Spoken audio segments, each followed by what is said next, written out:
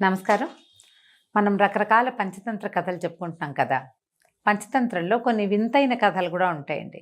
ఈ రోజుల్లో జరిగే కథల్ని ఎప్పుడో 8, 900 సంవత్సరాల క్రితం ఎట్లా రాశారా అనిపిస్తుంది. భలే కొత్తగా ఉంటాయి.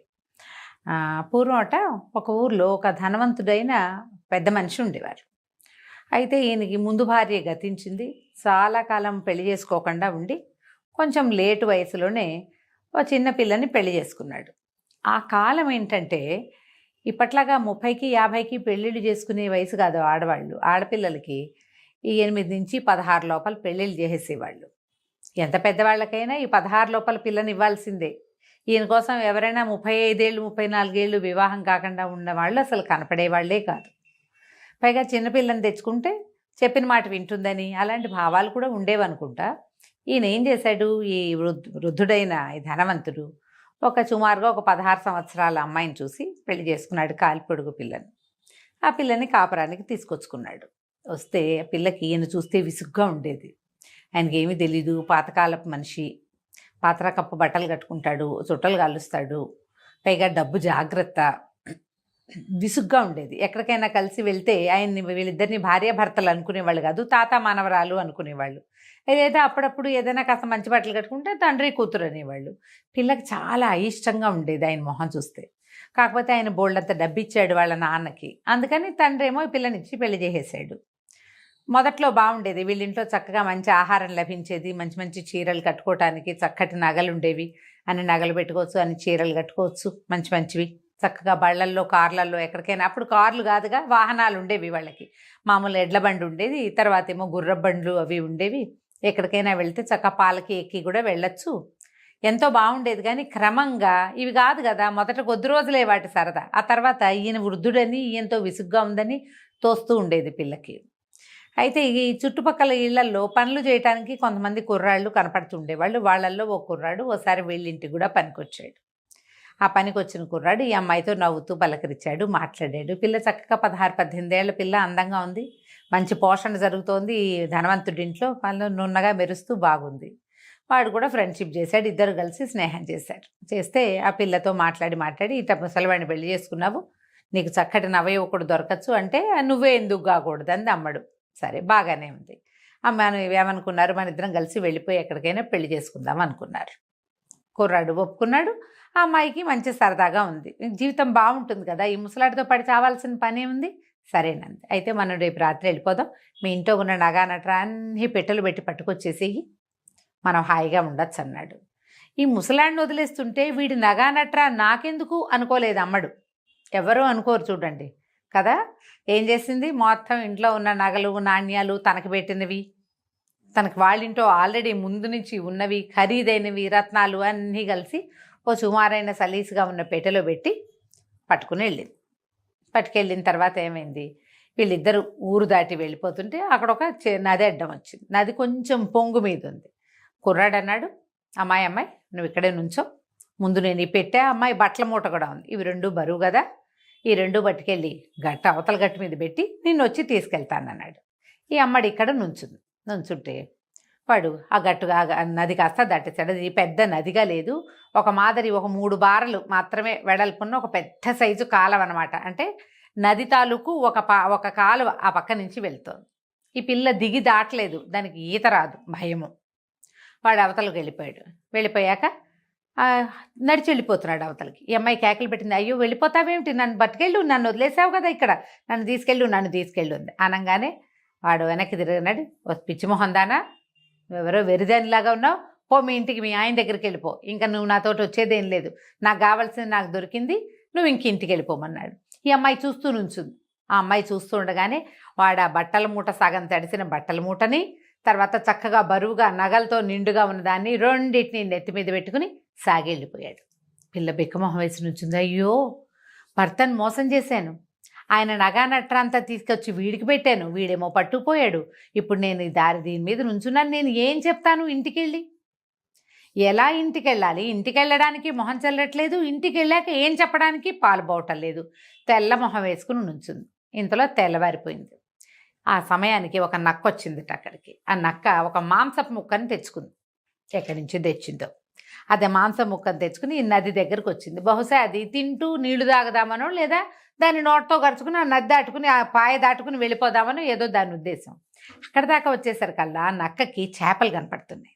అబ్బబ్బా ఎంత పెద్ద చేప అని ఏం చేసింది, ఈ నోట్లో ఉన్న మాంసం ముక్కని గట్టు మీద పెట్టి ఆ నీళ్ళ మీదకి లంఘించింది. ఒక చేప ఇట్లా ఎగురుతుంటే దాన్ని పట్టుకుందాం అనుకుంది.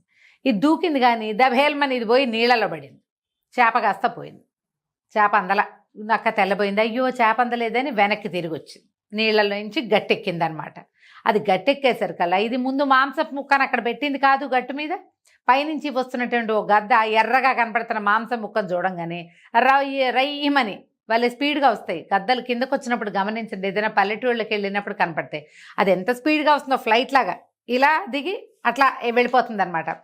ఒకే ఒక్క దూకులో ఈ నేల మీదకి రావటం ఏంటి, ఈ చెరువు గట్టు మీద ఈ నది గట్టు మీదకి ఆ మాంసం ముక్కను గడుచుకుని జయమని వెళ్ళిపోయింది.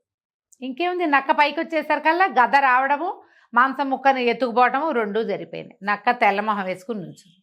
ఈ గట్టు మీద ఓ పక్కన ఆలోచిస్తూ కూలబడి ఉన్న మన పెళ్లి కూతురు పిల్ల ఉంది కదా, ఈ 16 ఏళ్ళ అమ్మాయి, అది చూసి నక్క చూసి పక్కపక్క నవ్వింది. భలేగా అయ్యింది నీకు, నువ్వు తెచ్చుకున్న మాంసం ముక్క పోయింది, నువ్వు దేనికోసం దూకావో ఆ చేప పోయింది అన్నది.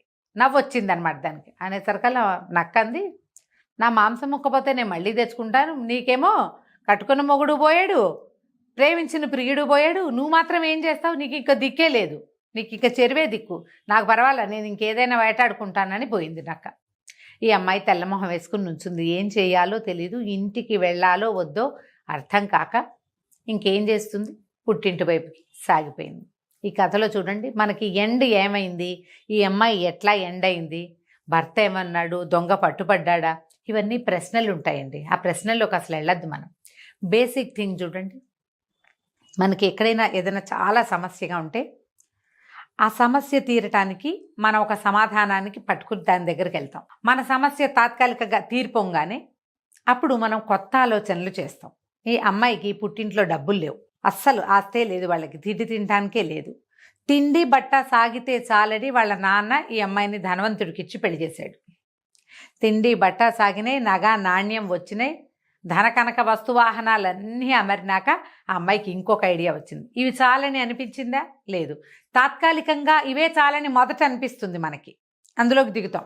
అవన్నీ లభించాక అవన్నీ చాలా సహజమైనవిగా రోజువారీ వాడుకుంటుంటే వాటి మీద ఇంకా ఆసక్తి ఉండదు. అమ్మో రేపొద్దున తిండి దొరకదేమో ఆ భయాలు ఉండవు, రావు, అసలు అవో కూడా రాదు. ఈ కాస్త గడిచిపోయాక ఇది కానిది ఇంకొకటి, మనకి ఏది లభ్యం కాదో దాని మీద ఆసక్తితోటి మళ్ళీ మనం పరిగెడతాం. మొదటిది పరిగే, రెండోది పరిగే. ఈ పరుగు ఎక్కడ ఆగుతుంది, ఎక్కడ ఈ పరుగు ఆపాలి, ఇది కదా మనం ఆలోచించాల్సింది. ఏది లభిస్తుందని ఆ అమ్మాయి ఇల్లు వదిలిపెట్టి వచ్చిందో అది పోయింది, ఏది అలవాటైందో ఇది పోయింది, రెండు పోయినాయి కదా. ఏదైనా పని చేసేటప్పుడు ముందు వెనక ఆలోచించాలి. ఈ ఆలోచించి పని చేయమని చెప్పటానికే విష్ణు శర్మ గారు రాజకుమారులకి ఈ కథ చెప్పారు. ఏదైనా పెద్దది అడుగు వేసేటప్పుడు 10 సార్లు ఆలోచించండి, కనీసం ఇద్దరితోటి చర్చించండి. పూర్వాపరాలు ఆలోచించకుండా ఏ పని, ఏ డ్రాస్టిక్ స్టెప్ తీసుకోకూడదు. కథ కంచికి మనం ఇంటి రమ్మగారి చందమామ కథ ఏదైనా చెప్పుకుందామండి. పాత చందమామ కథల్లో జయ పూర్వమట ఒక మహిష్మతి నగరం అనుకుందాం. దానికి నాగాదిత్యుడు అని ఒక రాజుగారు ఉండేవాడు. రాజు చాలా సమర్థుడు, తెలివైనవాడు, మంచి గట్టివాడు. ఆయనకి రాజవతి దేవని భార్య, దేవాదిత్యుడని కుమారుడు. ఓకే. నాగాదిత్యుడికి దేవాదిత్యుడని కొడుకు. అయితే వీళ్ళకి ఆ మహిష్మతి నగరానికి చుట్టుపక్కల పెద్ద పెద్ద అడవులు ఉండేవి. ఈ రాజుకి చాలా మృగయ వినోదం ఎక్కువ, మృగయ వ్యసని. ఆయన వేటాడడం అంటే మంచి ఇష్టం. అయితే దీనికి ఏంటంటే ఒక పక్కగా డాకిని వనం అని ఒక వనం ఉందట. పేరే ఏదోగా ఉంది కదా. ఈ డాకిని వనంలో ఏవో తిరుగుతాయి విచిత్రాత్మలు, విచిత్ర ప్రాణులు ఉంటాయని ఆ పక్కకి ఎవ్వరూ వెళ్ళేవాళ్ళు కాదు. సాధారణంగా వేటగాళ్ళు వచ్చి ప్రభు అక్కడ కుందేలు తిరుగుతాయి, అక్కడ లేళ్ళు తిరుగుతున్నాయి, ఇక్కడ పుల్లు ఉన్నాయి, అక్కడ సింహాలు వచ్చినాయి, ఏనుగులు చాలా ఇబ్బందిగా ఉన్నాయి, లేదా ఏనుగు బాగున్నాయి, వేటకి మంచి బాగుంది అని చెబితే అక్కడికి వెళ్తూ ఉండేవాడు. అయితే ఒకసారి ఒక కోయవాడెవరు ఈ డాకిని వనం ప్రస్తావన చేసి అక్కడికి ఎవరు వెళ్ళర్లేండి అన్నాడు. ఎవరు వెళ్ళంది ఏమిటో చూద్దామనిపించింది దీనికి. జనరల్గా అలాగే ఉంటుంది చూడు మనుషులకి. అవునండి, ఎవరు చేయండి మనం చేయాలి. అక్కడి నుంచి ఈయన డాకిని వనానికి బయలుదేరితే బయలుదేరుతున్నాడని తెలిసి రాణి వద్దంది, ప్రజలు వద్దన్నారు, మంత్రులు వద్దన్నారు, సైన్యాధిపతులు వద్దన్నారు. ఆయన ఠాటును వెళ్ళవలసిందేనన్నాడు. ఆ డాకిని వనానికి వెళ్ళారు. వెళ్తే అదేం విచిత్రంగా లేదు. ఇంకా మామూలు అడవుల కంటే అది ఇంకా బాగుంది. ఓకే. ఫుల్ గ్రీనరీ, మొత్తం పచ్చగా ఉంది. అసలు ఎన్ని పువ్వులో, ఎన్ని చెట్లు, ఎన్ని కాయలో, ఎంత పూతో చెట్ల నిండా. చాలా సరదా వచ్చింది ఆయనకి. అయితే ఏమైంది, ఈయన వేటాడడానికి వెళ్ళాడు లోపలికి. వేటకి ఏం కనపడలా, అంత ఆకుపచ్చగా ఆహ్లాదభరితంగా ఉంది. దీనికి డాకినివని పేరు ఎందుకుందో అర్థం కాల. జంతువు అన్నది లేదు అందులో. ఓకే. చివరికి ఆయనకు ఒక కుందేలు కనపడింది. ఏమీ కొట్టకుండా బయటికి ఎందుకు వచ్చేయాలని ఆ కుందేలుని వేసి కొట్టాడు. ఆ కుందేలు దగ్గరికి వెళ్ళేది వీళ్ళు సైనికులు వేటగాళ్ళు అంతా ఆగిపోయారు, ఏమీ లేదని. రాజు ఊరికే తిరిగి చూస్తాడని ఆయన వదిలిపెట్టారు. ఆయన ఒక్కడే ముందుకెళ్ళి కుందేలు కనపడేసరికల్లా బాణం వేసి కొట్టాడు. ఈ కుందేలు ఈ బాణం దానికి తగలంగానే ఆ కుందేలు ఒక అమ్మాయిగా మారిపోయింది. తను ఆశ్చర్యపోయాడు. పరిగెత్తుకుంటూ వెళ్ళాడు, గుర్రం దిగి పరిగెత్తాడు దగ్గరికి. తీరా చూస్తే ఆ బాణం పట్టుకుని కూర్చునింది ఒక అమ్మాయి అక్కడ. ఎవరు ఏమిటంటే, నేను ఈ అడవిలో ఉంటాను, నాకు నచ్చిన రూపంలో తిరుగుతాను, ఈ వనం మాదేను అని చెప్పింది. చెప్తే సరే ఆయన అమ్మాయి మర్చిపోయాడు. ఆ అమ్మాయిని చూసి ఆవిడ ఎంత అందంగా ఉందో, నాతో రా మా ఇంటికి రమ్మని అడిగాడు. అడిగితే సరే నన్ను వివాహం చేసుకుంటానంటే వస్తాను. బాగుంది. సురసుందరి ఆ అమ్మాయి పేరు. ఆ సురసుందరి పుట్టు పూర్వోత్తరము అడవిలో ఎందుకుంది, వాళ్ళ అమ్మ ఏంటి, నాన్నేది, అమ్మ నాన్న ఎక్కడన్నారు, అక్క చెల్లి ఉన్నారా, వీళ్ళకి రాజ్యం ఉందా లేదా, వీళ్ళు ఏం తిని బతుకుతారు, ఏమీ అడగల. పిల్ల నచ్చింది, వచ్చేయమన్నాడు అంతే. అంతే. వచ్చేసింది. వచ్చాక అంగరంగ వైభవంగా పెళ్లి చేసుకున్నాడు. ఇక సురసుందరిదే లోకం. భార్య రాజవతీదేవి మొహం గిట్టడం మానేసింది. ఆయనకి గిట్టట్లేదు మొహం. పిల్లాన్ని చూస్తే విసుగు. ఒక 5-6 సంవత్సరాలు ఉన్నాయి. ఏమీ వాడి వైపు తలకాయ తిప్పి చూసేవాడు కాదు. ప్రజలంతా ఆశ్చర్యపోయారు. ఆవిడ అందానికి అందరూ మైమర్చిపోతున్నారు. కానీ ఇదేమిటి, ఆ పెద్దరాణిని లోకంలో రెండో పెళ్ళిళ్ళు సహజం, మామూలు వాళ్ళే చేసుకుంటారు. రాజుగారు రెండో పెళ్లి చేసుకోవడం విచిత్రమేం కాదు. కానీ భార్యని సరిగ్గా చూసుకోకపోవడం ఉంది చూడు, అది వింతగా ఉంది. ఆయన చీదరించుకునేవాళ్ళు ఆవిడ్ని. కొన్నాళ్ళకి సురసుందరికి కూడా ఓ కొడుకు పుట్టాడు. కొడుకు పుట్టిన తర్వాత వీళ్ళంతా ఏం చెప్పుకున్నారు, ఇంకేముంది, సురసుందరి కొడుకే రాజ్యం వస్తుందంటే పెద్దరాణి గారి కొడుకు ఎందుకు ఊరుకుంటాడు. 7 ఏళ్ళ వాడు. ఇప్పుడు చిన్నపిల్లాడికి 20 ఏళ్ళు వచ్చేసరికి వాడికి పెద్దవాడికి 27 వస్తాయి. వాడు ఒప్పుకుంటాడా? ప్రజల్నిలో తిరుగుబాటుతాడు. అక్కడి నుంచి ఆ సురసుందరికి పుట్టేసింది, ఎలాగైనా సరే ఈ కుర్రాన్ని అమ్మ తల్లిని ఊళ్ళో ఉండనివ్వకూడదు, వాళ్ళు ఉంటే నాకు ఉండబుద్ధి కావట్లేదు, వాడిని చూస్తే నాకు భయం వేస్తోంది అని ఈ భర్తని బాగా ఎక్కేసేసరికి ఈయన ఆలోచించి ఒకరోజు దేశ బహిష్కారం విధించేశాడు. ఏ సందర్భం వచ్చినా అన్న తమ్ముడు కలిసినప్పుడల్లా ఈ తమ్ముడు ఏదో కొడ్డ పని చేయటం, ఆ అన్న ఓ చేయి విదిలించడం. పిల్లలు అట్లా చేస్తారు కదా. వాడు ఎంతసేపు విసిగిస్తున్నాడు అనుకో, 4 ఏళ్ల వాడు 10 ఏళ్ల వాడిని విసిగిస్తే 10 ఏళ్ల వాడు ఎందుకు ఊరుకుంటాడు, ఓ చెంపకాయ కొట్టడు, విసుకుంటాడు, విసిరేస్తాడు, వద్దంటాడు.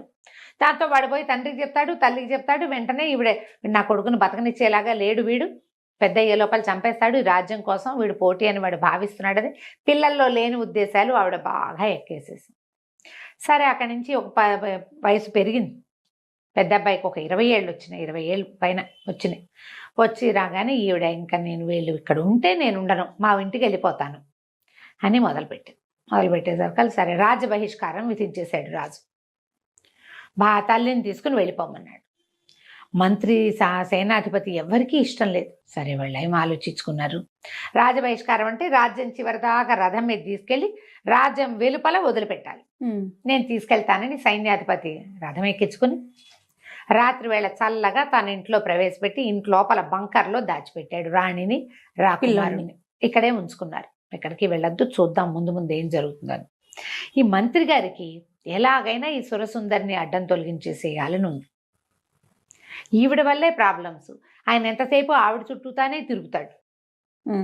ఆవిడ ఏం చెప్తే అదే, ఆవిడ ప్లానే తప్పిస్తే ఈవేళ ప్లానింగ్ లేదు, పడలేదు. ఎందుకు, మంత్రి సైన్యాధిపతి అదే కదా. అయితే ఏం చేశాడు ఈయన, రహస్యంగా విషం పెట్టించాడు రాణిగారికి. ఆవిడ శుభ్రంగా విషం కలిపిన ఆహారం టకటకా తినేసింది, హాయిగా విహారం చేసి వెళ్ళి పడుకుంది. పొద్దున్న లేచి మళ్ళీ తయారైంది. అంటే విషం ఇమిడిపోతోంది. 2-3 సార్లు ట్రై చేశారు. 2-3 సార్లు విషాహారం ఏమీ అవటం లేదు అమ్మాయికి. అంటే ఇది విషం తిన్నా బతికుండగలిగే లక్షణం ఏదో ఉంది. సరే ఏం చేయాలో తెలియలే. బాగా ఆలోచించారు. ముందు వెనక ఆడారు. అక్కడి నుంచి ఈ సైన్యాధిపతి అన్నాడు పంపించేయటానికి లేదా చంపేయటానికి ఏం మార్గం దొరుకుతుందో చూద్దామని. సైన్యాధిపతి ఏం చేశాడు, వీళ్ళకి ఇంతకు ముందు కొన్ని ఏళ్ల క్రితం మంత్రిగా ఉన్న ఒక ఆయన తపస్సు చేసుకోవటానికి వెళ్ళిపోయాడు. ఆయనకి కొన్ని దైవశక్తులు ఉండేవని చెప్పుకునేవాడు. అయితే తండ్రి గారి కాలంలో ఆయన రాజపాలనకి సహాయం చేసేవాడు. ఆయన ఎక్కడో తపస్సు చేసుకుంటున్నాడు. సరే నేను ఆయన్ని వెతుక్కుని వస్తాను, రాకుమారుడు మా ఇంట్లో సేఫ్గా ఉంటాడు, మీకేం భయం లేదు, చూస్తూ ఉండండి ఈవిడ ఏం చేయొచ్చు. ఈవిడ ఈ లోపల చిన్న కొడుకు పట్టాభిషేకానికి ప్రయత్నం చేయించడం మొదలుపెట్టింది. ఈ మన సైన్యాధిపతి ఆ గురువు గారిని వెతుక్కుంటూ ఇక వెళ్ళాడు ఎక్కడికో. ఊరి పొలిమేరలు కూడా దాటిపోయి నగరం పొలిమేరలు దాటి బోల్డని కొండలు, అడవులు అవి ఉండే కదా, అడవులు కూడా దాటాక కొన్ని కొండలు ఉన్నాయి. ఆ గుహల్లో ఎక్కడైనా ఆయన ఉండొచ్చు అని చెప్పేసి అక్కడికి వెళ్ళేసరికల్లా ఇతనికి ఆయన దొరికాడు, ఋషి. ఆయన ఎన్నేళ్ల నుంచో దాదాపుగా 30-40 సంవత్సరాల నుంచి ఆ కొండ గుహలో ఉండి తపస్సు చేసుకుంటున్నారు. ఈ సైన్యాధిపతి చిన్న పిల్లాడప్పుడు ఆయన వెళ్ళిపోయాడు. కనిపించేసరికల్లా నేను వెళ్ళి ఆయన పాదాలు పట్టుకుని, స్వామి మీరు సహాయం చేయాలి, మహిష్మతి నగరం మట్టిలో కలిసిపోయేలాగా ఉంది. ఎవరో ఒక స్త్రీని రాజు ఢాకినీ వనం నుంచి తెచ్చాడు. అప్పటి నుంచి కష్టాలు మొదలైనాయి. రాణిగారి మొహం చూడలేదు, మరి రాకుమారుడి మొహము చూడటం లేదు. దేశ బహిష్కారం విధించేశాడు. వాళ్ళని నేను దాచిపెట్టాను. రాణికి విషం పెట్టినా ఆవిడ చావడం లేదు. ఏం జరుగుతుందో మాకు అర్థం కావట్లేదు. నగరం విధ్వంసం అయిపోయేలాగా ఉంది. సరే అక్కడి నుంచి ఏం చేశారు, ఈయన బాగా జ్ఞాన దృష్టితోటి ఆలోచించి ఏం చెప్పాడంటే, ఆమె నిజంగా ఢాకిని రాజుని వశం చేసుకుంది మంత్రశక్తితోటి. ఆయనకి భార్య కొడుకు అక్కర్లా, మీరు ఎవరేం చెప్పినా విండు, ఆవిడేం చెప్పినా వింటాడు. అదే జరుగుతోంది. ఈ అమ్మాయి ఏ డాకిని వనంలో అయితే ఈ అమ్మాయి ఇచ్చిందో ఆ డాకిని వనంలో ఒక పెద్ద చెట్టు ఉంది. 12 ఊడలున్న మర్రి చెట్టు. చాలా చెట్లు ఉన్నాయి అక్కడ. 12 ఊడలున్న మర్రి చెట్టు వెళ్ళాలి. ఆ మర్రి చెట్టు తొర్రలో ఒక వెండి దబ్బన ఉంటుంది. ఆ దబ్బనమే ఆ అమ్మాయిని చంపగలిగే శక్తి ఉన్నది. డాకిని చంపగలిగేదాన్ని వాళ్ళ ఆ వనంలో దాచిపెట్టి డాకిన్లందరూ దాన్ని కాపలా కాసుకుంటున్నారు. ఇన్నేళ్ల నుంచి ఎవ్వరూ ఆ వనంలో ప్రవేశించాల. రాజు అందులోకి వెళ్ళాడు, ఆమెకు వశమైపోయాడు. ఆ దబ్బనం తెచ్చి కాలు మీద పాదం మీద పొడిస్తే చస్తుంది. అది ఎట్లా చేయాలి, ఎవరు చేయాలి. అక్కడి నుంచి ఇతను అన్నాడు, సరే ప్రయత్నం చేస్తా అని చెప్పి అక్కడి నుంచి బయటకు వచ్చాడు. వచ్చి ఇప్పుడు డాకిని వనం వెళ్ళాలంటే మొత్తం ఈ నడిచిందంతా మళ్ళీ వెనక్కి వెళ్ళాలా. అందులోకి వెళ్తే అక్కడ ఏం ప్రాబ్లమ్స్ వస్తాయో తెలియదు. సరే వెనక్కి వచ్చి మంత్రి గారికి ఈ విషయం చెప్పి సైన్యాధిపతి స్వయంగా డాకిని వనానికి వెళ్ళాడు. పగటిపూట వెళ్ళాడు. అది అమావాస్య కాకూడదు, మంగళవారం కాకూడదు, ఇట్లా మంచి రోజులు చూసుకుని. అవన్నీ కొత్త కొత్త సమస్యలు వస్తాయి. మంగళవారం కాకుండా అమావాస్య కాకుండా చూసుకుని వెళ్ళాడు. వెళ్ళి ఆ బోలెడన్ని మర్రి చెట్లు వెతికి చివరికి ఆ 12 ఊడలున్న మర్రి చెట్టు త్వరలో చేయి పెడితే ఇంత పొడుగు దప్పన దొరికింది, ఇంత వెండిది. అది పట్టుకొచ్చాక సరే ఇంటికి వచ్చేసాడు. ఈ లోపల ఏమైంది, ఈవిడ తనకు విషం పెడుతున్నారు అది కానీ తెలుసుకుంది. అక్కడి నుంచి రాకుమారుడు బయటికి వెళ్ళలేదని, ఊళ్ళోనే ఎక్కడో దాక్కున్నాడని వాసన పసిగట్టేసింది. అన్ని ఇళ్ళు సోదా చేయించి సైన్యాధిపతి ఇంట్లో నుంచి బయటికి తీసుకొచ్చేశారు. సైన్యాధిపతి ఇంటికి వచ్చేసరి కల్లా రాకుమారుడు పట్టుబడిపోయాడు. దాంతో ఆవిడేమంది, వీడికి ఊరేయాలి, కుర్రాడికి ఊరి శిక్ష వేస్తే గానీ కుదరదు. దేశ బహిష్కారం ఏమిటి, దేశ బహిష్కార శిక్షని ఉల్లంఘించినందుకు శిక్ష ఊరి. బాగుంది. దేశ బహిష్కారం వెళ్ళిపోయి ఉంటే ఏం బాగుండేది, వెళ్ళలా, ఊళ్ళోనే ఉన్నాడు. రాజుగారు వేసిన శిక్షని ఉల్లంఘించాడు కదా, ఉల్లంఘించిన వాడికి శిక్ష ఏమిటి, ఊరి. సరే ఇంకేం చేస్తారు, సైన్యాధిపతి రావాలన్నారు. సైన్యాధిపతి వచ్చాడు. ఏం చేయాలో తెలియలా. మంత్రి కాళ్ళు చేతులు ఉనికిపోతున్నాయి ఆయనకి. ఇంకేముంది, ఇక అయిపోయింది. ఊరి శిక్ష వేస్తే పిల్లాడి ఇంకా దక్కేది లేదు. రాజు ఇలా పిచ్చిగానే ఉంటాడు. ఒకవేళ రేపొద్దున ఈవిని చంపేసిన ఉత్తరాధికారి ఏడి రాజ్యానికి, అప్పుడేం చేస్తారు. సరే సైన్యాధిపతి ఆయనకి ఒక స్నేహితుడు ఉన్నాడు. ఈయన ఇంట్లో ఉంటే ఏడుస్తే రాజుగారు రాణిగారు బాధపడుతుందని ఆ స్నేహితుడి ఇంటికి పోయి అక్కడ చాలా దుఃఖించాడు. ఏం చేయాలి, ఇంత ప్రయత్నం చేశాం రాజకుమారుడిని రక్షించడానికి, చిన్నపిల్లాడు 20 ఏళ్లవాడు, ఏదో యుద్ధ విద్యలు అవి కొద్దిగా నేర్చుకున్నాడు. తండ్రి నిరాదరణ వల్ల అతను తెలివైన వాడైనా పెద్దగా ఏమీ చేయలేకపోయాడు. అవును. మేము ట్రైనింగ్ తీర్చుకుంటే రాజుగారి అబ్బాయి రాజు అవుతాడు అనేసరికల్లా ఆ స్నేహితుడు, అతను ఒక మెజిషియన్, ఏమనాలి దాన్ని, ఇంద్రజాలిక, మంచి ఐడియాలు ఉన్నాయి. అతను అన్నాడు, ఈ సమస్య చాలా సులువుగా పరిష్కారం అవుతుంది, నేను చెప్తాను ఒక ఐడియా అని చెప్పి అతను ఒక ఐడియా ఇచ్చాడు సైన్యాధిపతి. అది వినంగానే సైన్యాధిపతి కళ్ళు తుడుచుకున్నాడు, పరిగెత్తుకుంటూ మంత్రి గారింటికి వెళ్ళాడు. ఉరిశిక్ష వేస్తామని, రేపేనని రాణిగారు స్వయంగా వచ్చి పర్యవేక్షించచ్చని చెప్పు. నా దగ్గర ఒక మంచి ఐడియా ఉంది, నా స్నేహితుడు ఇచ్చిన ఐడియా ప్రకారం ఇది వర్కౌట్ చేస్తే ఆవిడ పీడ విరగడవుతుంది. నేను దెబ్బనని తెచ్చా, దాన్ని ఏం చేయాలో ఆ రోజు చేద్దాం అనేసరికల్లా 3 రోజుల్లో ముహూర్తం పెట్టారు. యువరాజుకి ఉరిశిక్ష.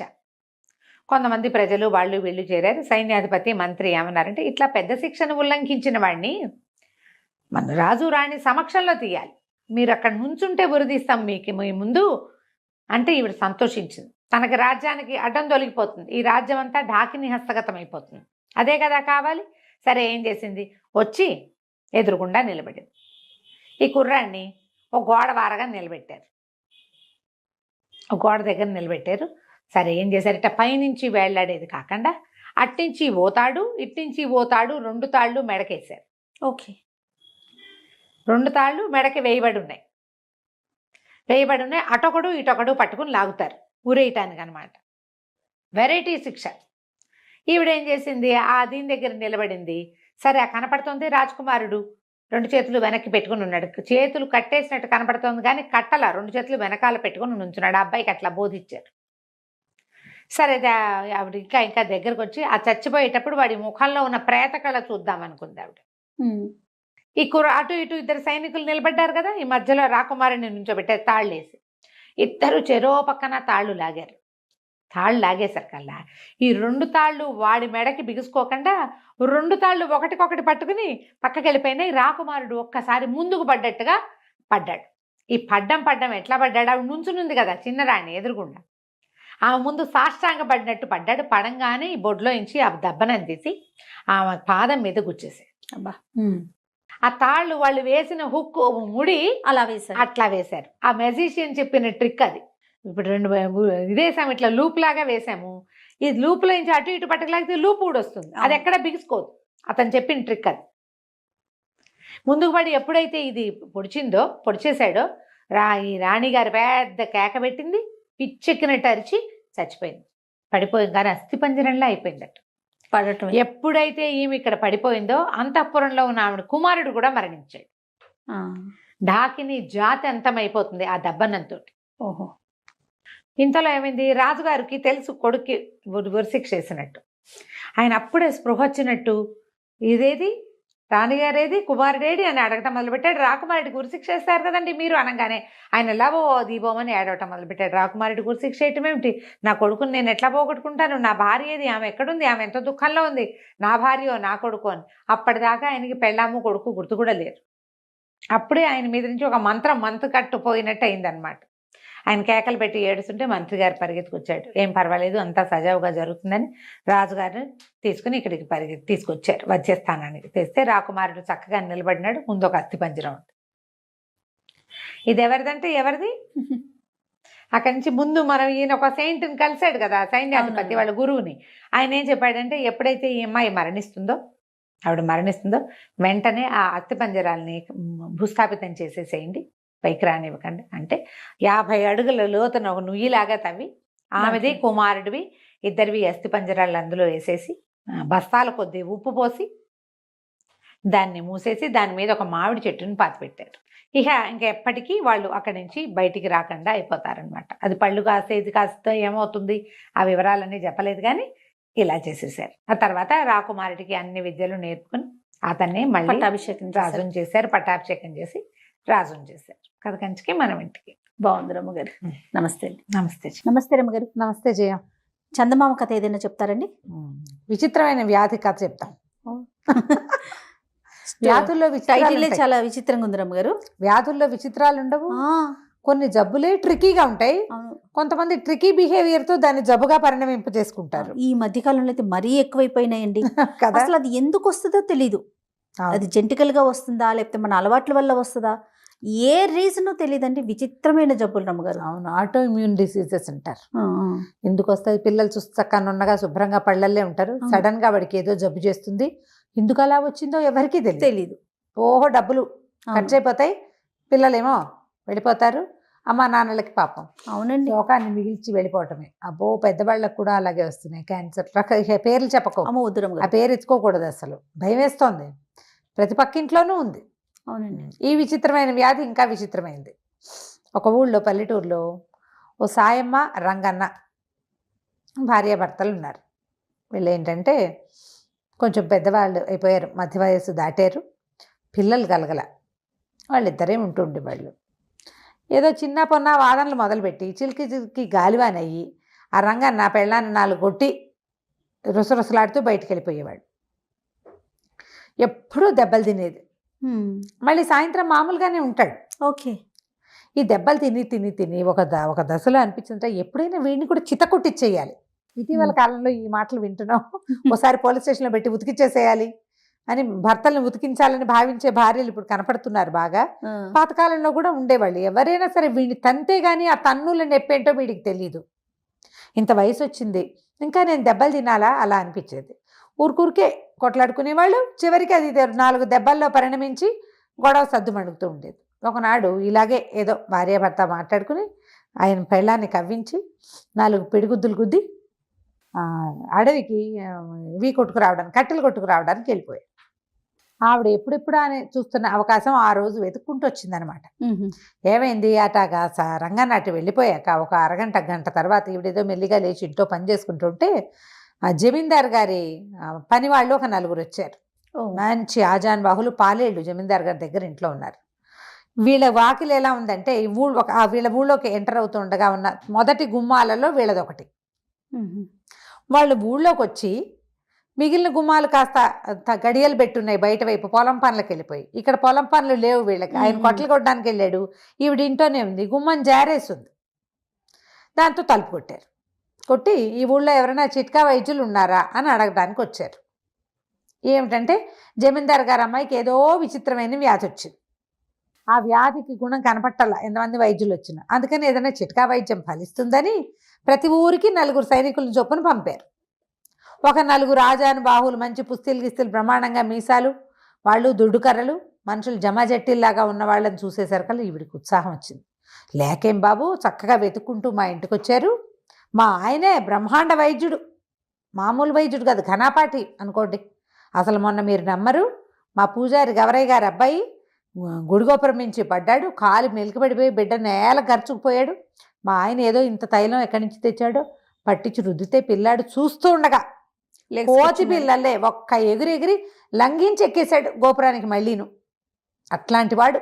అసలు చిట్కా వైద్యం అంటే మా ఆయన తర్వాతే ఇంకెవరైనా వీళ్ళ దగ్గర దొరికించడానికి చేసిందనమాట. వాళ్ళు ఏమన్నారు, ఏడమ్మా ఎక్కడున్నాడు అనేసరికల్లా కట్టెలు కొట్టుకు రావడానికి వెళ్ళాడు బాబు అని అన్నాక నాలికి కొరుక్కుంది. వైద్యుడు అని చెప్తూ ఏమని చెప్పాలి, మందులు మూలికలకు అని చెప్పాలి. చెప్పేసింది కదా. చెప్పేయంగానే వాళ్ళు అన్నారు, అదేంటమ్మా అంత ఘన వైద్యుడు అంటివి, ఆయన అటైటా వెళ్ళాడు, కట్టెలు కొట్టడానికి ఇంకెవరు లేరా ఏమిటమ్మా అంటే, అదేనండి మా ఆయన వింత, మా ఆయన భలే విచిత్రంగా ప్రవర్తిస్తాడు, అచ్చు కాపల్లే ప్రవర్తిస్తాడు, తల గుడ్డ కట్టుకుంటాడు, పంచె ఎగ్గడతాడు, పొలం కాపులు ఎట్లా పనిచేస్తారో అట్లా చేస్తాడు. అసలు ఒక్కొక్కళ్ళకైతే మాటామంతి లేకుండా వెళ్ళిపోతాడు. ఆయన కొంచెం కోపిష్టివాడు కదా, ఎవరైనా కనపడితే మొహం మార్చుకుంటాడు, కోపిష్టివాడిగా ఉంటాడు. దానికి తోడేమో ఈ మందులు మాకులు ఇవ్వకుండా కూడా వెళ్ళిపోతుంటాడు. వైద్యం చేయించుకున్న వాళ్ళతో కూడా మాట్లాడు. ఇవాళ రేపు పెద్ద వయసు వచ్చేసరికల్లా అట్లా లక్షణం వచ్చింది, కానీ వైద్యం మాత్రం ప్రచండంగా అఖండంగా చేస్తాడని బాగా ఎక్కించింది. వీళ్ళు అన్నారు, సరేలేమో ఏ పక్కకి వెళ్ళాడు చెప్పు, మేము పోయి వెతుక్కొస్తాం. మనిషి ఎంతవాడు ఏంటంటే 50 దాటిన వాడు, ఓ ఇట్టా ఉంటాడని, ఓ పంచె కట్టుకుని ఉంటాడు, కట్టెలు కొడుతుంటాడు వెళ్ళంట. వీళ్ళేమో ఆయన వెతుక్కుంటూ పోయారు. వెతుక్కుంటూ పోతే ఈయన పొద్దున మంచి ఉద్రేకంలో ఈవిని కొట్టాడు కదా, ఆ స్పీడ్లో బోల్డ్ అని వల్లమాలినన్ని కట్టెలు కొట్టేశాడు. ఓహో. అవి కర్రతో ఒక తాడుతోటి మూడేయటానికి ప్రయత్నం చేస్తుండగా ఈ నలుగురు ఆజానుబాహులుగా ఉన్న పని వాళ్ళు చేరారు. అయ్యా మీరేనండి రంగన్న గారు, ఫలానా సాయమ్మ గారి మొగుడు, ఫలానా ఇంటి వాళ్ళు మీరేనా అన్నారు. నేను అవునో కాదో చెప్పాలంటే ముందు మీకు ఏం పని మీద వచ్చారో మీరు చెప్పండి అంటే, మీ దగ్గర వైద్యం చేయించుకోవడానికి వచ్చామండి అన్నాడు. వైద్యుడిని అయితే నేను కాదు, సాయమ్మ మొగుడిని అయితే నేనేనన్నాడు. అనేసరికల్లా ఆవిడ ముందే ఇచ్చిందిగా హింటు, నేను వైద్యుడిని కానంటాడని. వైద్యం చేయనంటాడు కానీ చేస్తాడు అని. మా బాబు అట్లా కాదండి, జమీందార్ గారు అమ్మాయికి చాలా జబ్బు చేసింది, మీరు వచ్చి మీ చిట్కా వైద్యంతో పిల్లని రక్షించాలి, జమీందార్ గారు చాలా కష్టపడుతున్నాడు, బోళ్ళంత డబ్బిస్తారు, ఎంతమందో వైద్యులను చూసాం, పిల్లకి గుణం కనపడలేదు అనేసరికల్లా ఈయన ఏమనుకున్నాడు, సరే ఫోన్లే అదేంటో వెళ్ళి చూసొస్తే సరిపోతుంది కదా, ఏమైతే అదైందని మరి మోపు ఎత్తుకోండి అంటే వాళ్ళు నలుగురు చిన్న చిన్న మోపులు చేసి తలా ఒక మోపు ఎత్తుకొచ్చారు. 4 మోపులు ఇంటి దగ్గర పారేసి ఆ నలుగురు పెద్ద మనుషులతో కలిసి ఈ సాయి రంగన్న గారు పోయాడు. వెళ్ళేసరికల్లా జమీందార్ గారు చేతులు నలుపుకుంటూ తిరుగుతున్నాడు అటు ఇటు. మా పిల్లకి అస్సలు బాగలేదు, మాట పడిపోయింది ఉన్నట్టుంది. ఎంత వైద్యం చేసినా మాటే రాలా, పిల్లకి మిడిగుడ్లు పడ్డాయి, అట్లా చూస్తూ ఉంటుంది, నోటి నుంచి మాట రావట్లేదు, మీరే ఏదైనా చెయ్యాలన్నాడు. ఈయన ఏం చేశాడు, కాస్త ఆలోచించి శరీర తాలూకు నిర్మాణము, ఆ జబ్బులు, వాటిని గురించి ఒక స్పీచ్ ఇచ్చాడు గంభీరంగా ఇస్తే ఈయన ఆశ్చర్యపోయాడు. చూస్తే మనిషి బాగున్నాడు, 50 ఏళ్ళు దాటాడంటే ఏదో పిచ్చి వేషాలు వేయడు, మంచివాడే అయి ఉంటాడు. కాకపోతే ఈయన ఇచ్చిన స్పీచ్లో కొన్ని తేడాలు ఉన్నాయి. అదేమిటంటే, చిన్నప్పటి నుంచి నేను విన్నాను గుండె ఎడం పక్కన ఉందని నాకు తెలుసు, మీరు ఏదో కుడి పక్కన ఉందని చెప్తున్నారు ఏమిటండి అన్నాడు. అనగానే ఈయన సర్దుకుని ఏమన్నాడంటే, ఇది వరకు అటే ఉండేదండి, కాలక్రమాన ఈ మనుషులు ఎగురులు దూకుళ్ళు ఎక్కువ ఎడం పక్కకి జరిగిపోయింది, మరి మీ పిల్లని చూపించండి అన్నాడు. ఆ పిల్లని చూపించేసరికల్లా లోపలికి వెళ్తే ఆ పిల్ల చక్కగా అందంగా చిలకలాగా ఉంది, అదే పనిగా చూస్తుంటే ఏం చెప్పినా ఏమిటి అదేం మాట్లాడదే, నవ్విచ్చినా నవ్వు మాటలు మాట్లాడినా మాట్లాడాల. ఈయన అన్నాడు, ఓ పని చేయండి, మరి వైద్యం సంగతి నేను చూస్తాలేండి, చక్కగా అన్నం ఉండలు చేసి మజ్జిగలో ముంచి తినిపించండి, అన్నపు ఉండలు మజ్జిగలో ముంచి తినిపించండి, చిలకలకు పెట్టే ఆహారం అదే, చిలకలకు కనుక అట్టాటి తిండి పెడితే శుభ్రంగా మింగేసి చక్కగా మాట్లాడే చిలకలాగా మాట్లాడుతుంది మీ అమ్మాయి కూడా, మజ్జిగానం పెట్టండి, అదే వైద్యం అన్నాడు. రోజు పెడుతూనే ఉన్నామండి అన్నారు వీళ్ళు. మీరు ఎట్టా పెడుతున్నారు అంటే, ఏముంది అన్నం పిసికేసి మజ్జిగ పోసి పలచగా చేసి పెడుతున్నాం. కాదు, నేనేం చెప్పాను, అన్నం ఉండలు చేసి మజ్జిగలో ముంచి పెట్టమన్నాను, ఇలా పెట్టండి గుణం కనపడుతుంది, వెళ్ళొస్తానన్నాడు. రాజుగారికి ఈయన పర్సనాలిటీ మీద, ఈయన మాట్లాడిన మాట మీద, ఈయన కంటి మీద గురి బాగా కుదిరింది. చాలా సంతోషించి ఓ 1000 వరహాలు చేతిలో పెట్టాడు. మీరు చెప్పినట్టే చేస్తాం, కాస్త అప్పుడప్పుడు వచ్చి అమ్మాయిని చూస్తూ ఉండండి గుణం కనపడేదాకా. ఈయన ఇంటికి వెళ్ళి పెళ్ళానికి చెప్పాడు, వాళ్ళు ధనం ఇస్తామన్నారు, ఏవో 1000 వరహాలు ఇచ్చారు, ఇంకా ఇస్తారట అంటే ఆశ్చర్యపోయింది. ఇదేం వైద్యం, నువ్వేం చెప్పావు అంటే ఏదో చెప్పానన్నాడు. మందేం వేసొచ్చా, మందేం వేయలా, మజ్జిగ అన్నం ఉండలు చేసి మజ్జిగలో ముంచి పెట్టమన్నానంటే నవ్వుకున్నారు ఇద్దరు. ఇంతలో ఏమిదో కుర్రాడు వచ్చి మీరేనా డాక్టర్, మా జమీందార్ గారికి వెళ్ళిన డాక్టరు అన్నాడు.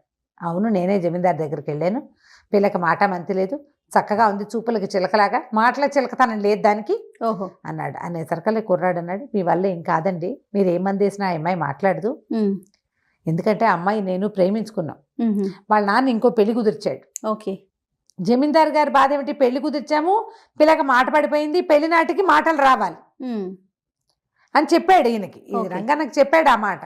ఈ కుర్రాడు ఏం చెప్పాడంటే, పెళ్లి కుదిర్చారు కాబట్టి అమ్మాయి మాట్లాడటం మానేసింది, ఇది జబ్బును పడిపోయింది కాబట్టి పెళ్లి ఆగిపోయింది, సంబంధం వాళ్ళు సిద్ధంగానే ఉన్నారు, ఏనాడు ఈ పిల్ల జబ్బు కుదిరితే ఆ రోజు పెళ్లి చేసుకోవడానికి, ఆ జబ్బు కుదిరే జబ్బు కాదండి అనగానే ఆ రంగన్న అన్నాడు, ఎందుకు నాయన ఈ బాధ అంతా, నువ్వు రా నాతోటి అని చెప్పేసి 3వ రోజున ఆ కుర్రాన్ని వెంబడి పెట్టుకుని రాజస్థానానికి తీసుకుపోతే పిల్లని చూస్తానన్నాడు. మీరు చెప్పినట్టుగానే అన్నం పెట్టామండి, ఏం గుణం కనపడలేదు అన్నాడు. ఇప్పుడు కనపడుతుంది కాదండి గుణం, నన్ను లోపలికి పంపించండి అన్నాడు. ఈ అబ్బాయి ఎవరండి అంటే, మావాడే శిష్యుడని ఆ శిష్యుని వెంట తీసుకుపోయాడు లోపలికి. ఆ అబ్బాయిని చూడగానే పిల్లకి కిలకిల మాట్లాడటం మొదలుపెట్టింది. వాళ్ళ నాన్న లోపలికి వచ్చాడు, నువ్వు తెచ్చిన సంబంధం చచ్చినా చేసుకో తెలుసా నీకు అంది. అనేసరికి రాజు కొళ్ళు మండిపోయింది, చిచ్చి పాడిపిల్ల పిచ్చివాగుడు బాగుతుంది, ఏదైనా మందేసి దీన్ని నోరు పడిపోయేలాగా చేయమన్నాడు. అనేసరికి రంగన్న అన్నాడు, బాబు ఎందుకండి, ఈ పిల్లకి మాట పడిపోయిందే దీనివల్ల, ఒకవేళ ఇది వద్దంటే అమ్మాయి ఆ పెళ్ళే చేసుకోదు, మీ పరువు పోతుంది, మాట తెప్పించిన వాడికి ఏది కావాలంటే అది ఇస్తానన్నారు కదా, వీడే మాట తెప్పించిన వాడు. వాడికి ఇచ్చి పెళ్లి చేయండి, బాగుంది కదా. రాజుగారికి ఏం చేయాలో తెలియలే. పిల్ల నువ్వు నువ్వు చచ్చిన పెళ్లి నేను చేసుకోనంది. ఇక జమీందార్ గారు ఏం చేస్తాడు, ఈ లోపల దాసీలు వాళ్ళు వీళ్ళు వచ్చేసి చూసేశారు. ఈ కుర్రాడు ఎవరో వచ్చాడు, వాడిని చూడగానే పిల్ల చిలకలాగా మాట్లాడుతోంది. ప్రచారం అయిపోయిందా, ఈ మాట ఇప్పటికి పోదు కదా. సరే ఆయన ఏమనుకున్నాడు, అలా కానివ్వండి, సరే ఈ కుర్రాడి వల్ల మాట వచ్చింది కాబట్టి కుర్రాడికి ఇచ్చి పెళ్లి చేస్తున్నామని ప్రచారం చేయడానికి నిశ్చయించుకుని ఈ రంగన్న గారికి 10,000 వరహాలు బహుకరించి బట్టలు పెట్టి, బాబు సంతోషంగా ఉండండి, మీ వల్లే మా పిల్లకి గుణం కుదిరింది, లేకపోతే తెలిసేదే కాదు.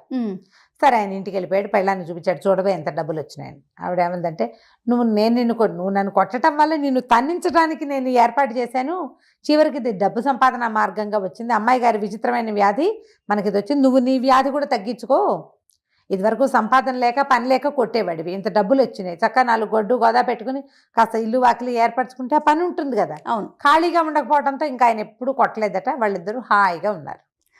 కథ కంచుకి మనం ఇంటికి. చాలా బాగుందండి. నమస్తే నమస్తే రమగారు. నమస్తే చేయం రమగారు.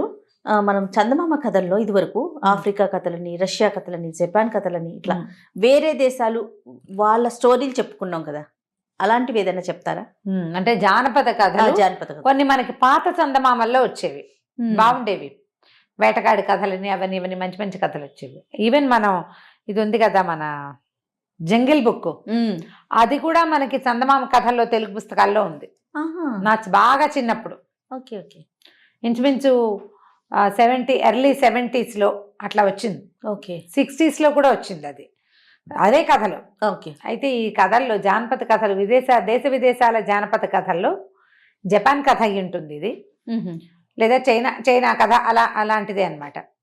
అయితే ఒక ఆయన రాజప్రతినిధిగా పనిచేసేవాడట. అయితే ఏంటంటే ఈయన రాజప్రతినిధి కాబట్టి బాగా తోటలు, దొడ్లు, ఇళ్ళు, వాకిళ్ళు చాలా ఉన్నాయి. ఆయనకి కుమారుడి చిన్నతనంలోనే భార్య గతించింది. పిల్లాడు కొంచెం పెద్దవాడయ్యాడు. అయితే ఈయన ఏం చేశాడంటే రాజప్రతినిధిగా ఉద్యోగం మానేసుకున్నాడు, పదవి విరమణ చేసేసి తన ఆస్తులు, తోటలు అన్నీ చూసుకుంటున్నాడు. కుర్రాడు కొంచెం పైలా పచ్చేసేవాడు, పెద్ద కొడుకు. వాడు ఏమన్నాడంటే, నాన్న నీకు ఇవన్నీ ఎందుకు, హాయిగా రిలాక్స్డ్గా ఉండు, నేను చూసుకుంటాను అంటే ఆయన ఒప్పుకోలే. నేను ఇంకా రిలాక్స్ అవ్వడానికి అంత ముసలాన్ని అయిపోలేదు కాదన్నాడు. సరే ఆయనే చూసుకునేవాడు, రోజు గుర్రం వేసుకుని తిరుగుతూ ఉండేవాడు. ఒకసారి ఒక అమ్మమ్మ మనవరాలు ఒక చెరువు దగ్గర బట్టలు ఉతుకుతూ కనిపించారు. పిల్ల చాలా బుద్ధిమంతురాలుగా ఉంది. అమ్మమ్మకి ఆ పిల్ల పనిచేస్తున్న పని సాయం, ఆ పిల్ల పనితీరు ఈయనకి ఎంతో నచ్చినాయి. భార్య లేదు కదా, అందుకని ఈయన ఏం చేశాడు, ఆ ముసలమ్మతో ఏం మాట్లాడాడంటే, నీ మనవరాలను నాకు ఇచ్చి పెళ్లి చెయ్యి, మరి నా ఆస్తిలో కొంత భాగం అమ్మాయికి ఇస్తాను, తర్వాత నువ్వు కూడా మాతో పాటే ఉండొచ్చు, నువ్వు ఇలా కష్టపడుతూ పిల్లల్ని పెంచుకోవాల్సిన పని లేదు అని ఒక 18 ఏళ్ళ అమ్మాయి అడిగేసరికి వాళ్ళు కూడా ఏమనుకున్నారంటే, వాళ్ళ దగ్గర రూపాయి లేదు, కూతురును అల్లుడు చనిపోతే పిల్లని అమ్మమ్మ పెంచుకుంటుంది, ఏదో కష్టపడి ఎలాగో బతుకుతున్నారు. రాజప్రతినిధి ఇంత ఆస్తిపరుడు పెళ్లి చేసుకుంటారంటే రెండో పెళ్లి అయితే మాత్రం ఏమైంది అని చెప్పేసి పిల్లనిచ్చి పెళ్లి చేసింది. ఆ ముసలమ్మ కూడా వచ్చి వీళ్ళతో పాటే ఉండేది. ఈయన పెద్ద కొడుకు, రాజప్రతినిధి పెద్ద కొడుకు ఆ మాట అసలు నచ్చల, చాలా కోపం వచ్చింది. ఇంత చిన్న అమ్మాయిని పెళ్లి చేసుకోవటం ఏమిటి, అతనికి కూడా పెళ్ళి అయింది. ఇంచుమించు కొడుకు పెళ్ళి, నాన్న పెళ్ళి దగ్గరగానే అయినాయి. కాలక్రమంలో నాన్నకో కొడుకు పుట్టాడు, కొడుకో కొడుకు పుట్టాడు. పెళ్లి చేసుకున్నాడు కదా మరి అమ్మాయిని. సరే అయితే విసుగ్గా ఉండేది, కొడుక్కి నచ్చేది కాదు. ఈ సవితల్లి మీద రకరకాల మాటలు అనేవాడు. ఇంత వృద్ధుడు ఈ పిల్లాడు, ఆయన పిల్లాడు అయి ఉండడని, ఇలాంటివని అలా ఏవో పిచ్చి పిచ్చిగా మాట్లాడేవాడు. ఆస్తి కోసమే చేసుకుందని చుట్టాల దగ్గర పక్కాల దగ్గర అనేవాడు. కానీ ఆ అమ్మాయి ఏమీ తిరగబడి అనేది కాదు, ఆయన ఊరుకునేవాడు కొడుకుని. సరే తర్వాత పిల్లాడిని స్కూల్లో చేర్చారు. 4 ఏళ్ళు 5 ఏళ్ళు వచ్చాక అన్నయ్య కొడుకు కూడా అదే స్కూలు. ఇద్దరిని ఒక స్కూల్లో వేస్తే వాళ్ళిద్దరూ స్నేహంగా ఉంటున్నారంటే పెద్ద అబ్బాయికి నచ్చల. తన కొడుకుని తీసి వేరే బడిలో పడేశాడు. ఈ పిల్లాడు స్కూల్కి వెళ్తూ ఉండేవాడు. సడన్గా ఈయనకి అనారోగ్యం వచ్చేసింది. రాజప్రతినిధికి చిన్న భార్యని దగ్గరికి పిలిచి, పెద్దవాడిని పిలు అని చెప్పి, అనారోగ్యం వచ్చింది, ఇక నా వల్ల కాదేమో నాయన, నేను బతకనేమోరా అని ఏం చేశాడు, ఒక పుస్తకంలో తనకున్న ఆస్తులు వివరాలు అన్నీ ఉన్నాయి. ఆ పుస్తకం పిల్లవాడి చేతిలో పెట్టాడు, కొడుకు చేతిలో పెట్టి, సరే నీ చిన్న తల్లిని నా చిన్న భార్యని పిల్లాడిని జాగ్రత్తగా చూసుకో. పిల్లవాడు పెద్ద అయ్యేదాకా నువ్వే కాపాడు. పెద్ద అయ్యాక 10 ఎకరాల పొలము, తూర్పున ఉన్న ఇల్లు వాడికి ఇవ్వు. నా చిన్న భార్య ఒకవేళ వివాహం చేసుకుంటానంటే ఆమెను వదిలేసి, రెండో వివాహాలు అక్కడ ఉన్నాయి ఆ ఊళ్ళల్లో. అదే ఒకవేళ ఆమె కుమారుతో పాటే పిల్లాడితో పాటే ఉంటానంటే ఆవిడని కూడా జాగ్రత్తగా చూసుకో. ఆ బుక్లో తన ఆస్తుల వివరాలన్నీ ఉన్నాయి, చిన్న నోట్బుక్. ఆ పుస్తకం ఎత్తి పెద్ద కొడుకు చేతిలో పెట్టాడు. పెట్టేసరికల్లా అతను వెళ్ళిపోగానే, సరే నాన్న దాందేముంది, నువ్వు అలాంటివేం బాధపడకు, తమ్ముడు మాత్రం నావాడు కదా, పిన్నిని నేను జాగ్రత్తగానే చూసుకుంటాను అని మాటిచ్చాడు. పుస్తకం పుచ్చుకుని వెళ్ళిపోయాడు. ఈవిడమ్మ ఏడ్చింది, ఆయన రెండో భార్య. అదేమిటి, వీడు మాత్రం నీ పిల్లాడు కాదా, అట్లా అప్పచెప్పావు వాడికి, వాడు వీడిని సరిగ్గా చూడు, నువ్వు అట్లా అనుకుంటే నువ్వు ఆస్తులు సెపరేట్ చేసి ఇది పిల్లాడికి అని ఇప్పుడే ఆ పుస్తకంలో రాసేసి ఇప్పుడే ఇచ్చేయమంటే సరిపోయేది కదా అని ఏడ్చింది. అనేసరికి ఆయన అన్నాడు, కాదమ్మా, నీకు తెలీదు, నేను ఈ పిల్లాడికి ఈ ఆస్తి అని నేను ఇప్పుడే గనక పెట్టేశానా, వాడు దుర్మార్గుడు పెద్దవాడు, పిల్లాడిని చంపేస్తే అదంతా వాడికే వెళ్ళిపోతుంది. ఆ దేశపు రూల్ ప్రకారం తమ్ముడు మరణిస్తే అన్నయ్యదే ఆస్తి. నువ్వు చిన్నపిల్లవే, నీకు రక్షణ కావాలి, పిల్లాడికి రక్షణ కావాలి. పెద్ద అయ్యే వరకు నువ్వేమీ ఇవ్వక్కర్లేదు అని చెప్పాను కాబట్టి పెద్ద అయ్యే వరకు నిన్ను వాడిని బతకనిస్తాడు వీడు కనీసం. పెద్ద అయ్యాక అప్పటి సంగతి అప్పుడు చూసుకోవచ్చు అని ఒక చుట్టలాగా చుట్టిన తన చిత్తరు, తన ఫోటో ఒకటి పేపర్ మీద బొమ్మేసి అతను వేయబడిన బొమ్మని ఇట్లా చుట్టలాగా చుట్టుందనమాట. ఈ చిత్తరు, ఇది జాగ్రత్త పెట్టుకో, ఎవ్వరి చేతికి ఇవ్వద్దు. నువ్వు బతకలేని స్థితి, పిల్లాడికి ఏ ఆస్తి దక్కదని అనిపించిన రోజున ఈ ఊళ్ళో ఉన్న న్యాయాధికారుల్లో ఉత్తముడు, మంచివాడు, సద్గుణ సంపన్నుడు అయిన జడ్జి దగ్గర ఈ పేపర్ ఇవ్వు, ఈ చుట్ట ఇవ్వు, పిల్లవాడికి న్యాయం జరుగుతుంది. ఆ రోజు దాకా నువ్వు వీడు బతికుండాలంటే ఈ పుస్తకం పెద్దవాడికి ఇవ్వడమే కరెక్ట్. నువ్వు కావాలంటే పెళ్లి చేసుకోమన్నాడు. అనేసరికి ఈవిడంది, నేను పరుగుల కుటుంబంలోనే పుట్టాను, డబ్బులు లేకపోయినా పిల్లాడిని అనుసరించి ఉంటాను, పిల్లవాడిని పెంచుకుంటాను, కానీ నేను నువ్వు చనిపోయావని వివాహాలు అవి చేసుకోను, పిల్లాడు అధ్వానం అయిపోతాడు అన్నయ్య చేతిలోనని ఏడ్చింది. క్రమంగా కొద్ది రోజులు గడిచేసరికల్లా ఈ రాజప్రతినిధి మరణించేసరికల్లా అమ్మయ్య నాన్న అడ్డం తీరిపోయింది కదా. ఈ పెద్ద అబ్బాయి ఏం చేశాడు, వీళ్ళు పెద్ద ఇంట్లో ఉండేవారు, తల్లి తండ్రి పిల్లాడు, రెండో భార్య కొడుకుతోటి. ఈ ఇల్లంతా కురుస్తోంది, కారుతోంది, బాగు చేయిస్తాను అది ఇది అని మాట్లాడి వెనకాల ఉన్న అవుట్ హౌస్లో ఉన్న 3 గదుల ఇంట్లోకి పింతల్లిని కుమారుడిని షిఫ్ట్ చేయించి ఒక పని పిల్లని ఇచ్చాడు ఆవిడకి తోడు. బాగా తోటలు దొడ్లుంటే పనివాళ్ళు ఉండేవాళ్ళు, వీళ్ళింట్లో 12 మంది ఉంటే ఒక పిల్లని ఆవిడకి తోడు ఇచ్చాడు.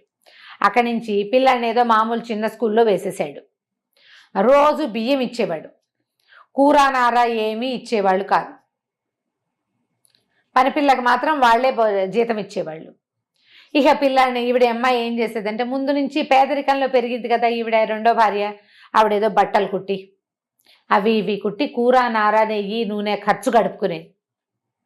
పిల్లాడు అట్లాగే పాపం పెరిగి పెద్దయ్యాడు. వాడికి ఒక 14 ఏళ్ళు వచ్చాక ఏమైంది, ఒకరోజు వాడు అన్నాడు, అమ్మ నాకు సిల్క్ బట్టలు కుట్టించు పండక్కి, నేను రాజప్రతినిధి కొడుకుని, ఇట్లా పిచ్చి బట్టలు వేసుకుంటే అందరూ నవ్వుతున్నారమ్మా, ఈ పాత గుడ్డలు ఏమిటి నాకు అని అడిగాడు. అడిగితే ఆవిడేమందంటే, మనకి దగ్గర ఏముందిరా నాయన, అన్నీ అన్నయ్య దగ్గరే ఉన్నాయి, అన్నయ్యని అడగాలి అంది. అనగానే పిల్లాడు ఏం చేశాడు, చక్మని వెళ్ళిపోయాడు అన్న దగ్గరికి. అన్నయ్యనే అడుగుతాను, అన్నయ్యని అడిగాడు, సిల్క్ ఇవ్వు నాకు, సిల్క్ గుడ్డ ఇవ్విస్తే నేను బట్టలు కుట్టించుకుంటా అనేసరికి సిల్క్ ఎక్కడిది, అలాంటివి ఏమీ లేవన్నాడు. అని లేకపోతే ఇట్లా రాజప్రతినిధి కొడుకువి, నువ్వు పెద్ద కొడుకువి, నేను చిన్న కొడుకుని, ఈ తోటలు దొడ్లు ఇళ్ళు వాకిలు అన్నీ మనవి, నీకు నీ కొడుకు ఉన్నప్పుడు నాకెందుకు ఉండకపోవాలి, నువ్వు బట్టలు కూడా డబ్బులు లేవంటే ఎట్లా, నేను రాజప్రతినిధి కొడుకునే కదా అని అడిగాడు. అడిగేసరికి అవురవరా నువ్వు ఆస్తి పంచమని అడుగుతావా, నీ సంగతి చెప్తానుండని ఏం చేశాడు, చుట్టుపక్కల జనాలందరినీ పిలిచాడు, ఆ ఊళ్ళో పెద్ద మనుషుల్ని పిలిచాడు. మా నాన్న పిల్లాడిని చూసుకోమని, మా పింతల్ని చూసుకోమని నాకు అప్పచెప్పాడు, పుస్తకం అప్పచెప్పాడు, ఆవిడెదురుకుండానే మా నాన్న చెప్పాడు, పిల్లాడికి బుద్ధి వచ్చాక వాడికి 10 ఎకరాల పొలము, తూర్పున ఉన్న ఇల్లు ఇవ్వమని మా నాన్నే చెప్పాడు. ఇప్పుడు వీడు ఆస్తి ఇవ్వు, ఆస్తి వివరాలు అడుగుతున్నాడు, పెద్దవాడైపోయాడు వీడు, అందుకని వీడికి ఇచ్చేస్తానంటే తల్లి లబలబలాడింది. అయ్యా చిన్నపిల్లాడు, 14 ఏళ్ల వాడు, వాడికి ఏం తెలుస్తుంది, వాడికి ఆస్తి తోటలో దొడ్లు ఏమైనా ఇస్తే వాడు అవన్నీ మేనేజ్ చేసుకోగలడా, చేయలేడు అనేసరికి ఒప్పుకోలే. వీడికి మేనేజ్ చేయలేని వాడు వీడు వచ్చి నన్ను అడిగాడు కదా, ఇప్పుడు నువ్వెట్లా రాజప్రతినిధి కొడుకువో నేను అంతే, నీకు బట్టలకు సిల్క్ ఉన్నప్పుడు నాకెందుకు లేవు సిల్క్ బట్టలు అని అడిగాడు.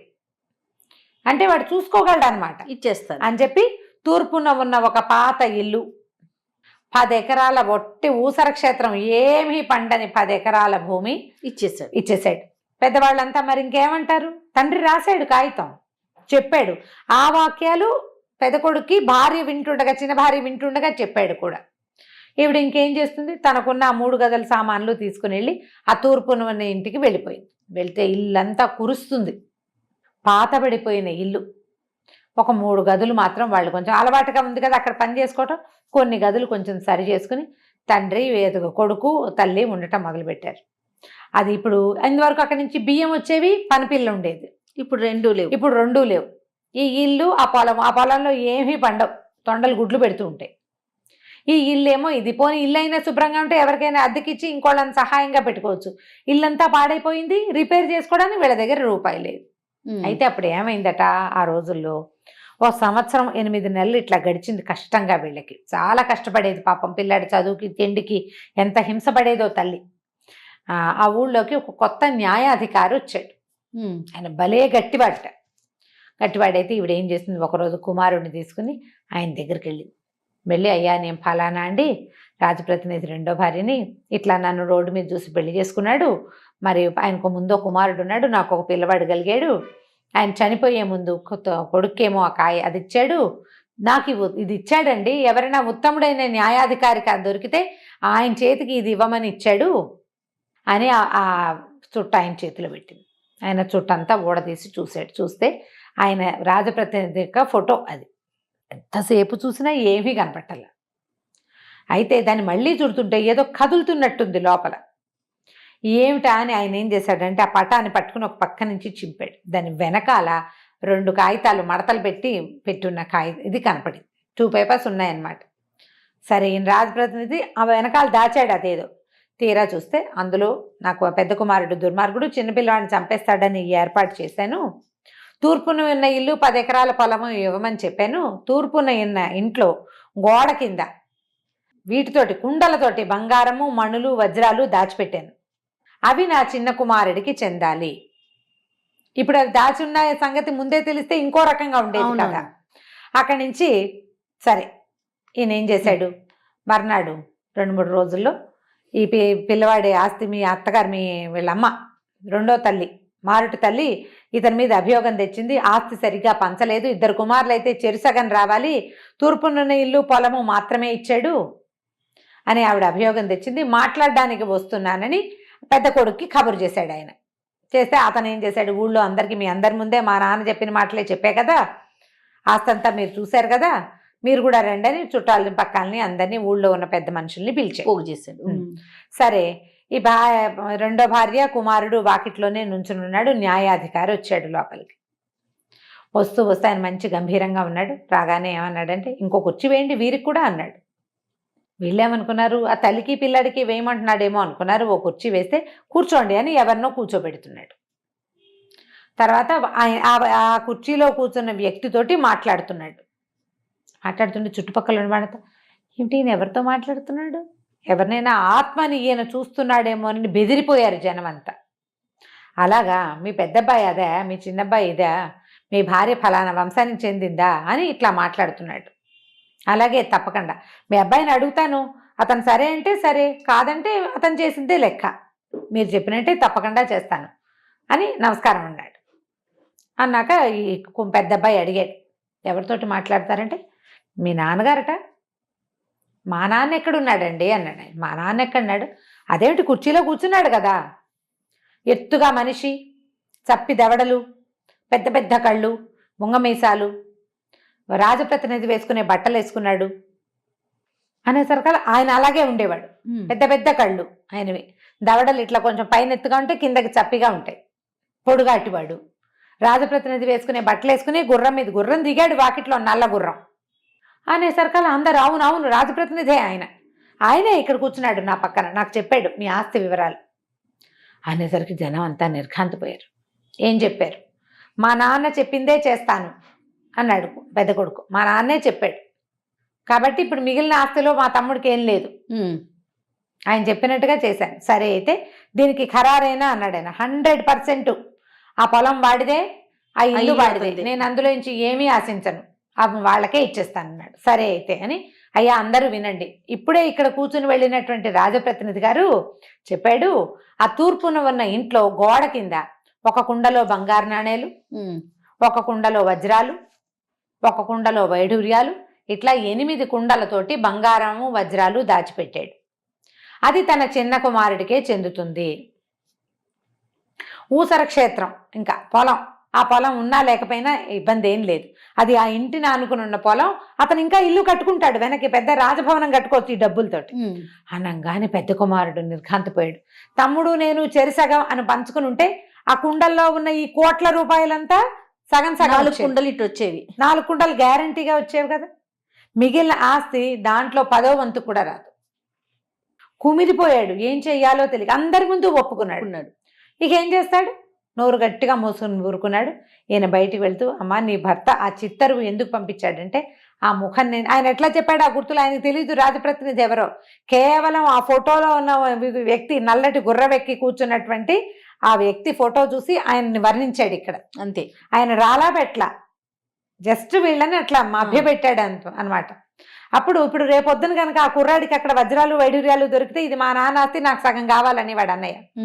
నలుగురిలో అతన్ని ఇంకా ఏమీ అనడానికి వీల్లేని పరిస్థితి కల్పించిన తర్వాతే ఆ కుర్రాడికి, ఎందుకంటే ఈ 15 సంవత్సరాలు ఆ పిర్రాడు పెరిగితే వాడికి పాపం ఏమి తిండికి కూడా బట్టలకు కూడా గతి లేకుండా చేశాడు అన్నయ్య. తనతో సమానంగా తమ్ముడిని చూసుంటే బాగుండేది. మనం ఆలోచించకుండా పనిచేస్తాం. ఈ ఆలోచించకుండా రేపేమవుతుందో అన్న ఊహ లేకుండా పనిచేసే వాళ్ళందరికీ ఇలాంటి శాస్తే జరుగుతుందని చెప్పబడే కథల్లో ఇదొక కథ. సూపర్, బాగుంది కదా వీలునామా కథ. చాలా బాగుంది రమ్మగారు. నమస్తే. నమస్తే జయ.